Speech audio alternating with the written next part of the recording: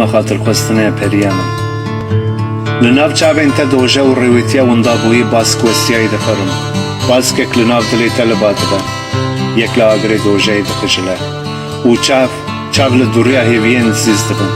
Wendabûna te agirê dilê min dişewitîne. Oy xewna min. Rastiya derewîn. 8 salan li pê te bêaram digerim. Derew ya min bû. Xewn ya min bû. Xeyal ya min bû. Min ji xwe bawer kir û ketim şopê. 8 salan, 8 temenên wendabûyî, 8 mirin û 8 rabûn, 8 rastiyên derewîn û 8 hêviyên mirî û destpêka dawî. Hebûn bû derew, xewn bû derew, evîn bû derew, ez bûm derew û tu bûyî derew. Tu rastiya derewîn, te ronaya berbanga sibê ji min rewand. Li navbera sînorê tarî û ronahiyê tenahiya min hîşt. Ez bûm nobedarê veqetandina şev û rojê. Tenahiyê mijûl dikim, bes e. Bes e kuştina min dubare neke. Gulekî diyarî bide min.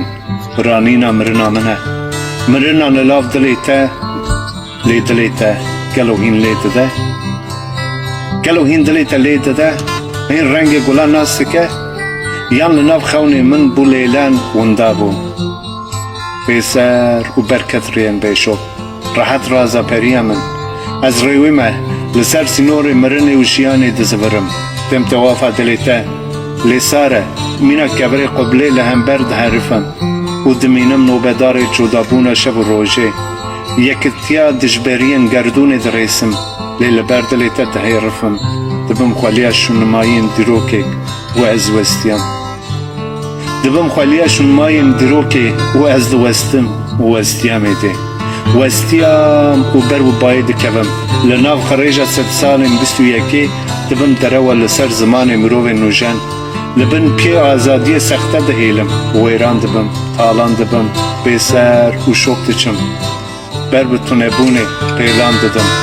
Bi xatirê te periya min. Xatirê te jiyan baş, bi xatirê te. Êdî ez westiyan, wez diçim.